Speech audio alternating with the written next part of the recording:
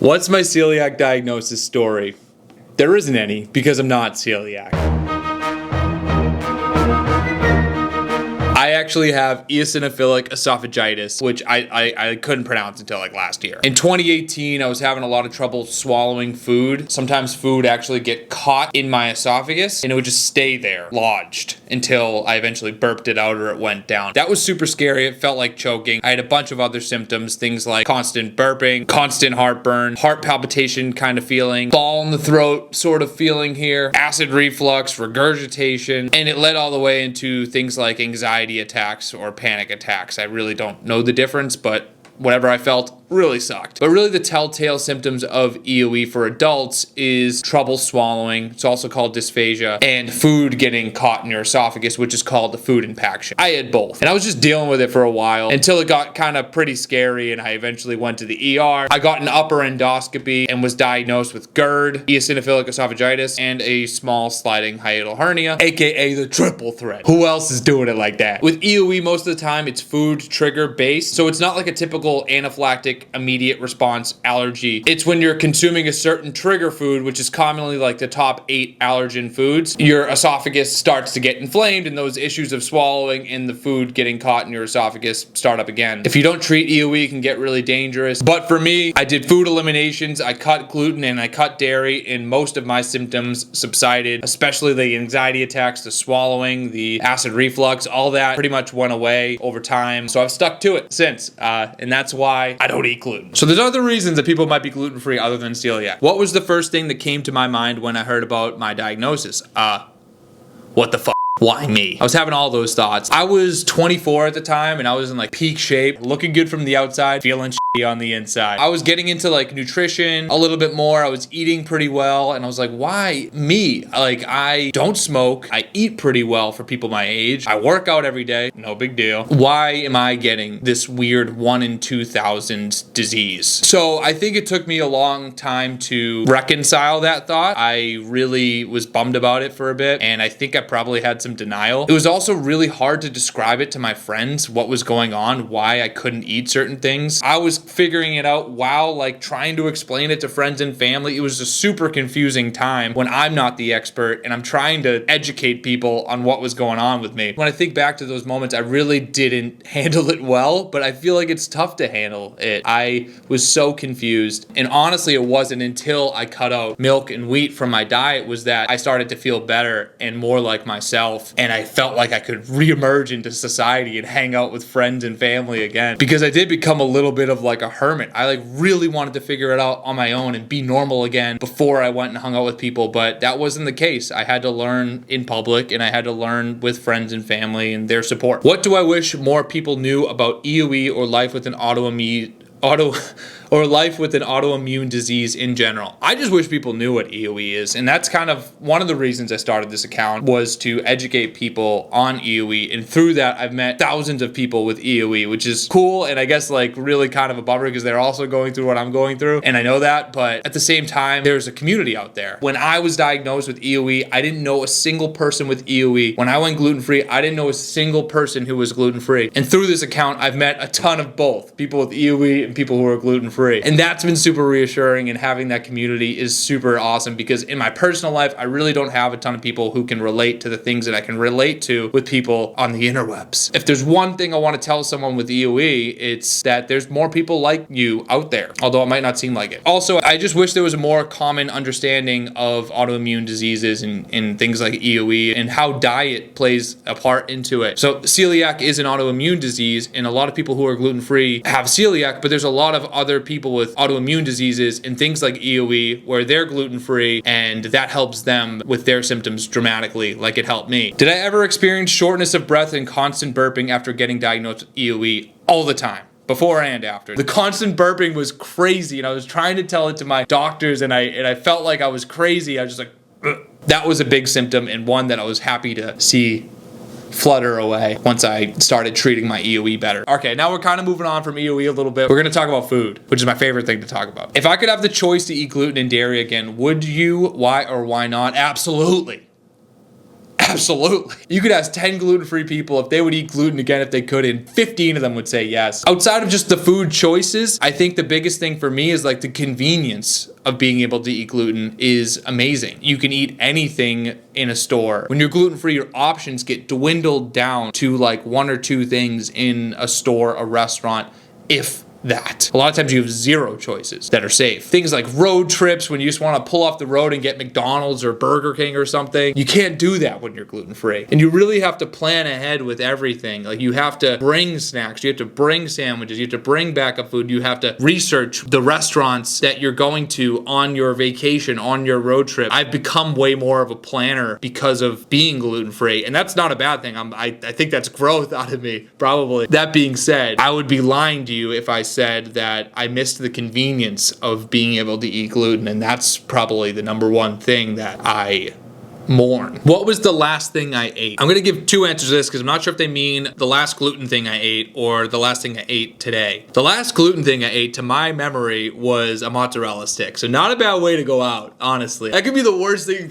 for me to eat right now because there's a littered with gluten and dairy. The last thing I ate today, I actually just made some scrambies. I had a little bit of ham. I diced up the ham, fried that on the pan first, and then I put the scrambies on over it. Had some Violife vegan cheese on that, melted it on, and then some catsup, and that was my breakfast. Whenever I eat eggs though, I feel like they only fill me up for like 30 minutes. I ate that like 20 minutes ago and I'm already hungry again. This one's for my mom. What's my favorite meal that I'm gluten and dairy free? My favorite meal hasn't really changed. I love chicken parm. I love chicken pot pie. That's 2 meals, and you're just gonna have to deal with that answer. Okay, Mom? And you make 2 very good versions of those 2 things, gluten and dairy free. So next time I come over, I'm not saying I expect that to be made, but I wouldn't hate it. Actually, me and my mom are probably gonna make those for a video in the future. Just to give you a sneak peek, to make gluten-free, dairy-free chicken parm, you essentially just substitute the things that contain gluten and dairy. So with the breadcrumbs, you use gluten-free breadcrumbs. We like 4C. There's also Alea's. And then with the dairy, you just get some dairy-free mozzarella. I like Violife, and then gluten-free pasta. You can find gluten-free boxed penne everywhere. Anything from Barilla to Jovial, you know, which is like my favorite. Just because you're gluten-free doesn't mean you can eat your old favorite meals. You totally can. You just gotta adapt them a little bit. What was the hardest thing to let go of when you became gluten and dairy free? I think my spontaneity. Not that I completely let it go, but I have to think way more and kind of anxiously analyze how I'm gonna get food on this group trip, how I'm gonna get food when I'm golfing for 6 hours. I need to bring a couple PBJs. How am I gonna get food at an airport and on the airplane when I'm going to Europe? Do I need to just bring a ton of sandwiches? Are they gonna have safe options for me being gluten and dairy free? I think like things like that, and missing out on some of the cultural cuisines, you know, when you travel. You know, I remember going to Atlanta and seeing a Waffle House.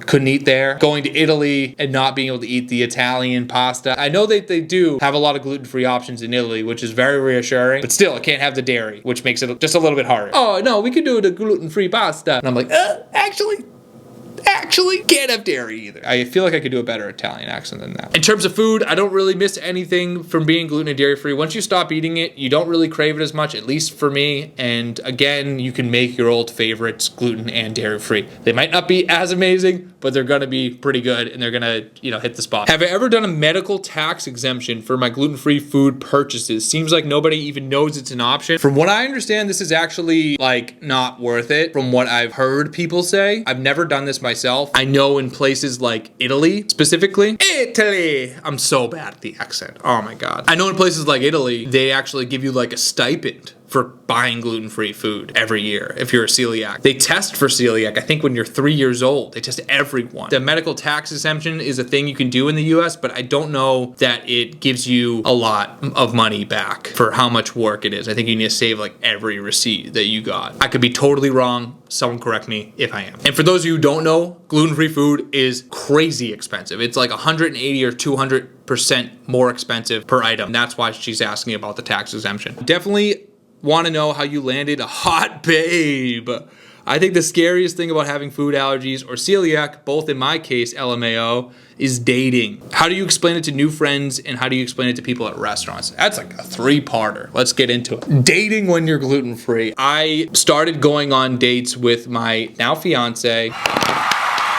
I wish they would pick a different name than fiancé, because whenever I say like my fiancé, people say, oh, congratulations. She could be my fiancé for 2 years and be, oh, congratulations. It's like almost like you're asking for the congratulations when you say the word fiancé. I just want to be able to call her my wife, and people would be like, oh, cool. Yeah, your wife. You're an adult. Anyway, we started dating when I was literally just starting to eat gluten-free and to figure out how to really do it. So when we first went on a date, we met up at a bar, and I went to the bar first. I got there before her because, you know, I was on time and she was a little late because she's cooler than me. And the bar had a gluten-free beer, and I was so excited that I ordered it. And they gave me the can, and I said, actually, could you pour that in a glass? I was a little embarrassed, I guess, at this time. They poured it in a glass, and when Serena came, I was drinking it. She goes, oh, what beer did you get? I want to get the same one. And I was like, oh, I don't know.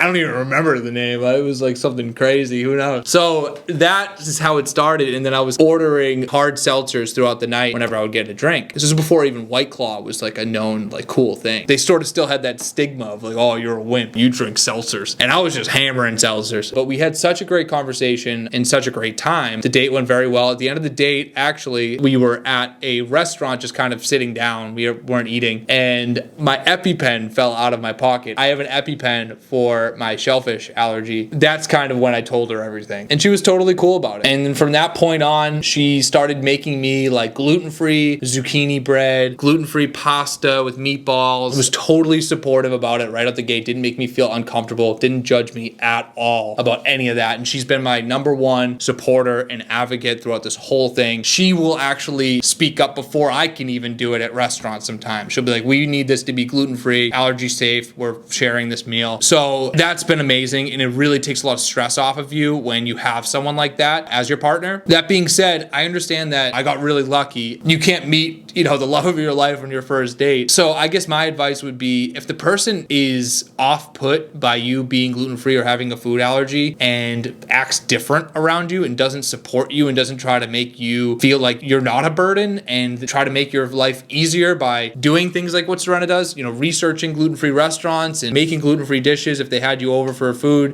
If they're not doing that, they're just not really for you, I would say. Especially during the dating phase, that seems like someone who, you know, isn't serious about you. Because if they are, they're gonna have to learn how to be an advocate for you. I've heard so many like heartwarming stories about people's significant other. So I actually think being gluten-free or having a food allergy weeds out the people who aren't serious. But I do understand it's definitely difficult. Things to worry about, like kissing after they had gluten. How long do you wait after that? I've heard different things like 3 hours. I've heard people say they got to brush their teeth first. There's all that sort of stuff to worry about, and I totally get it's a challenge. I would love to hear other people's advice in this. I actually was thinking about doing more videos specifically about this in the future. How do I explain being gluten-free to new friends and or restaurants? It's very tough to explain EOE in a concise way that doesn't sound really scary and doesn't make them feel bad for me. And that sets a weird first impression. They just think of me as like the sickly EOE person, and I don't love that. I haven't found a great way to describe it. But being gluten-free, a lot of times I just say like I have an allergy. As many of you know who are gluten-free or have food allergies, when you tell someone that you have an allergy, it always kind of spirals down a conversation about like, oh yeah, my cousin actually had celiac disease. It can be awkward sometimes. It doesn't have to be awkward, but I think that's where a lot of my videos come from, is that awkwardness. That awkwardness. My voice cracked there. Hopefully I'm hitting puberty for the second time so I can not be 5'6". Do gluten intolerance pills actually work? I have celiac disease. I don't think they would help me out that much. I don't think they would either. Gluten intolerance pills are for people with gluten intolerance. I think that they would help them digest because they lack the enzymes to digest gluten, versus you with celiac disease. It's in the villi. It's an autoimmune disease. That intolerance pill will not help you digest it and feel fine after eating it. I'm not a medical professional. That is just what I've heard. I'm not a celiac either, but I do follow a lot of them and people who are dietitians and stuff. The best way to treat celiac disease is to not eat gluten. I used to take digestive enzymes in general, and I kind of liked them. I felt like they actually worked in terms of just digestion generally and getting those nice sweet poops, if you know what I'm talking about. Living in a house when you're the only celiac and the other isn't very careful and gluten you several times. How has your girlfriend become gluten-free to make life easier and your environment safe? Yeah, my girlfriend,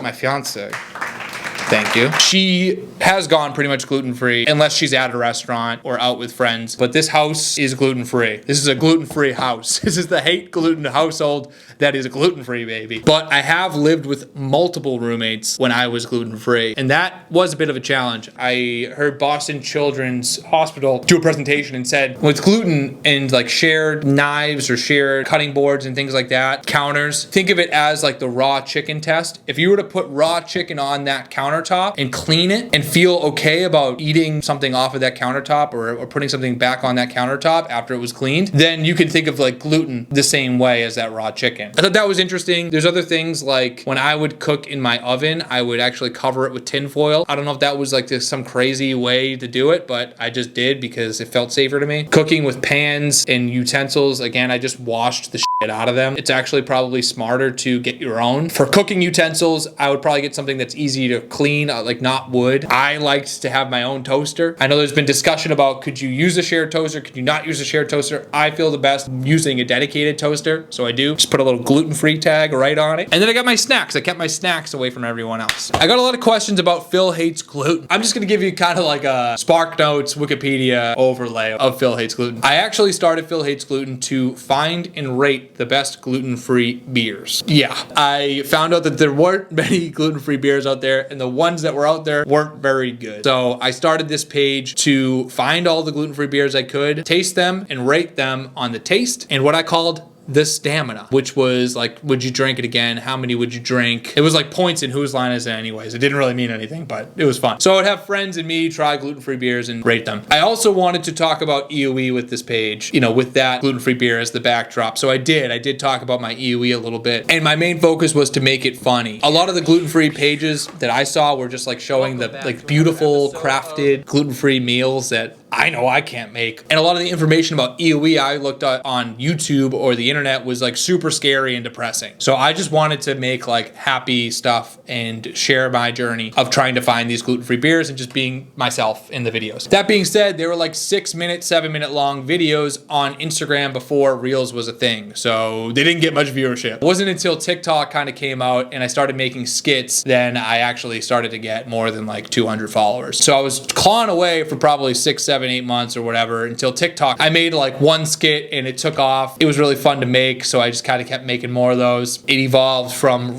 rating gluten-free beer to more relatable gluten-free humor, which is honestly more true to myself.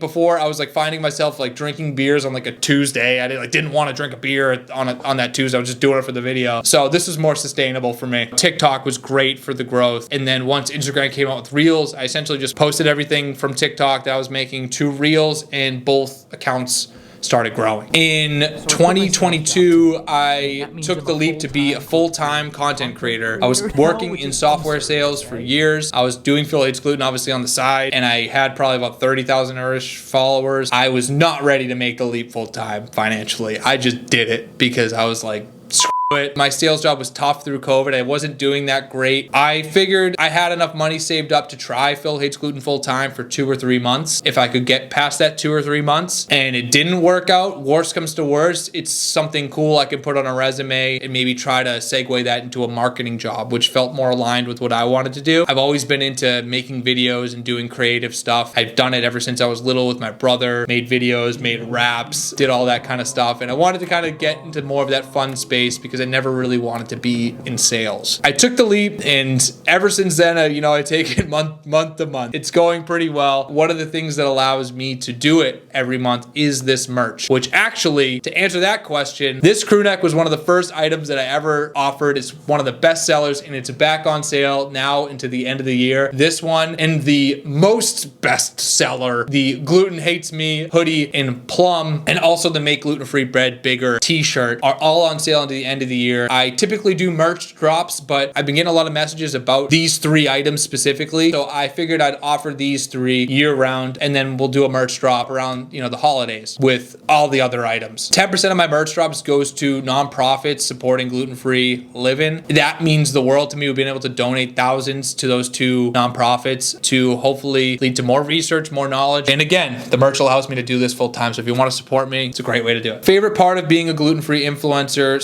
/ How has the leap been from regular job to this? Honestly, I work way more now. I work 24/7, and work could be anything from designing new merch, planning videos, editing videos, which takes hours and hours and hours, reaching out to brands to hopefully work with, setting up giveaways, talking to people in DMs and comments, and scripting out new ideas, planning events and all this stuff. Like, the list goes on. It's been so much work, and it's so much different things. Literally every day is different, and I don't have a set schedule. I spend most of my time here on my computer, so it's not the life of luxury that people might think. But my favorite part of being a gluten-free influencer is the fact that I can just eat and talk about food all the time. And I've built a community of people that love to do the same. When I was diagnosed, I really felt super lonely. I felt super isolated and other. And I think that this account made me feel not alone. And every single day I can talk to someone, I can help someone, I can get helped by someone who is going through the same things as me. So I think that has been amazing. And selfishly, I think the fact that this community is so amazing and warm has helped me take the worst thing to happen to my life and make it probably the best thing to happen to my life, aside from, you know,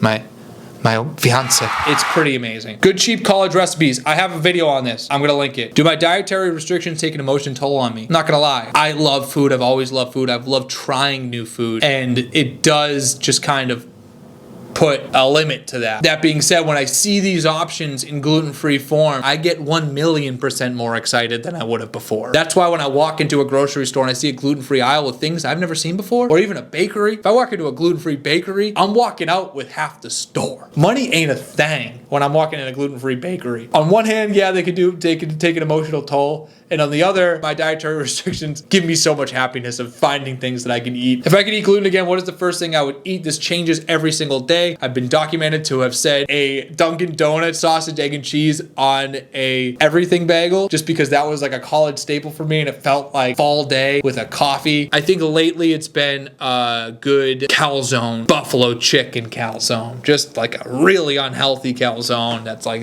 way too big. That might be what I'm gonna say at this juncture. But again, it changes every single day. Do I find gluten-free food too expensive? And yes, how can that be corrected? Yes is the answer. It's definitely way too expensive, and it sucks that we just have to accept to pay it. It's because it costs more to produce, and even if you could produce it at the same rate, there are people who eat gluten-free just because they think it's healthier, so then they mark up the prices, making it sort of a premium option. I do think that's less of the issue, and it's more of probably the ingredients and the certifications and all that are more expensive to do, so it has to be more expensive to make and offer for these companies to make a profit. They're companies after all. They have to make a profit. How can that be corrected? I think the stipend that Italy does. I think it would be amazing if people who had celiac disease or EOE or any condition that you have to eat gluten-free, if you could get compensated in some way by the end of the year to offset that cost. Again, gluten-free food can be 180, 200% more expensive on your groceries. So it's tough. And obviously you can make it cheaper by buying things that aren't gluten-free bread and gluten-free crackers. You could just buy rice and veggies and chicken. If you eat like a whole food diet, obviously you're not buying these like gluten-free dupes that are being marked up. You could probably save some money, but we're human. We want to eat crackers. We want to eat things that taste like Doritos. We want to eat Rice Krispie treat dupes and cereal and snacks. Like we're people. We want to eat those things. You don't want to feel not included in that. Gluten-free people don't just eat apples every day. So I do think the stipend is probably the best way to do it. Have I ever worked in the food industry? Yeah.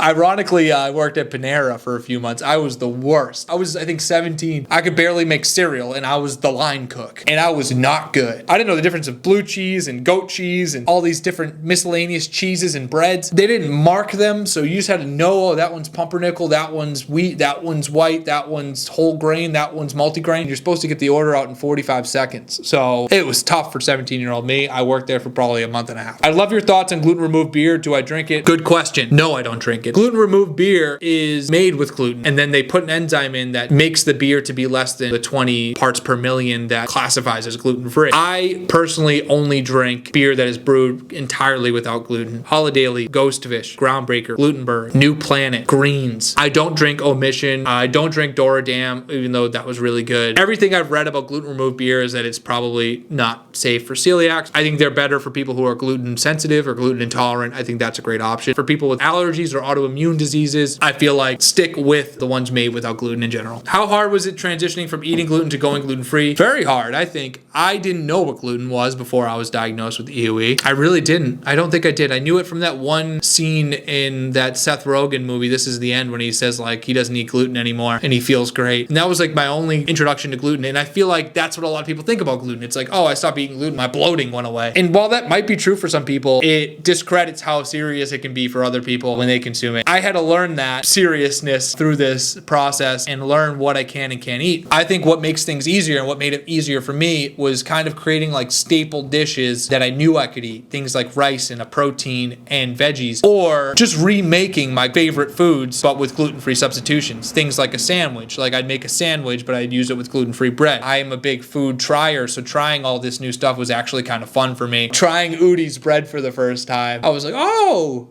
okay, there's an option out there. And then once you have the Canyon Bakehouses of the world, you're like, oh, okay, maybe Udi's wasn't the best. I can eat this for the rest of my life. Transition was difficult. Obviously, it was a big learning experience and a big experience trying to tell people why I'm gluten-free. So now I'm at this point where I can look back and I've learned a lot. Actually, this might be a little sneak peek, but I'm working on this gluten-free 101 course to essentially teach the things that I wish I knew my first year and a half of learning all these things that like you don't really know about when you first go gluten-free. I wanted to make a really fun course teaching you what it is and essentially accelerating your learning that you would learn over the course of a year and a half, and you could learn it in a day. So that's something I'm working on. I didn't even expect to say that on this video. I don't know when it'll come out, but I'm really excited about it. I think it'll help a lot of people. How is it that I stay so positive in my journey? Are there struggles daily? Yeah, I mean, there's struggles daily. I think to stay positive, you need a good support system, or it's very helpful to have one. My fiance, parents, my brother, my sister, their significant others, their children, friends, family, they are so supportive. I get so many texts randomly from friends or cousins or whatever saying, oh, I found this gluten-free bakery, you should check it out. You know, like they just want to help in some way because they care about me. And then I have family who they'll make a completely gluten-free Thanksgiving or Christmas. My sister eats gluten-free now too, so I can talk about it with her. And she does it for her ankylosing spondylitis, which is another autoimmune disease that people wouldn't assume a gluten-free diet could help. Staying positive isn't always easy, but I think it's important to look on the bright side of things, because I think for so long when I was first diagnosed, I looked on the bad side of things, the why me side of things. And now I look like, okay, this has transformed my life, but in a positive way. I feel better than I did even years before I was diagnosed. I've learned so much about food and nutrition and what I can and can't eat, and found ways to replace all my favorite foods. Yeah, long-winded answer. What's my favorite snack? After that long answer, I don't know. Mean chips with some good guac. I also like any snack from like Enjoy Life, Made Good. I'm a big PB&J boy. So if you count that as a snack, that's one. Freshly diagnosed with celiac, Boston girly. Tips for me with drinks in safe places. I made a whole video about this. I will tag that, and also I'll put all the recs here. So just screenshot that. How did Serena navigate the diet restrictions and learn to properly advocate for my EOE? From just being awesome. She's just the type of person who she will speak up in all these circumstances. So she is amazing with that. Best gluten-free bread. This question has a million answers. I need yours. My favorite gluten-free bread, and this is a great way to end it, is Canyon Bakehouse Heritage Style. It's big. It's delicious. If you can't find that, Trader Joe's has a big bread that's good. It's light. Aldi has another bread. Char has their artisan baker bread that I really like, and their deli bread. Three Bakers is good. Then there's also like specialty breads like My Bread Bakery or Modern Bread and Bagel, who's a bakery out of New York City that can ship, and they make bagels and all this sorts of stuff. I want to give a shout out to this boy. He didn't bark once this whole video. Thank you for watching. I hope that was interesting for you guys. Got some exciting videos on the way. Subscribe, please. Love you.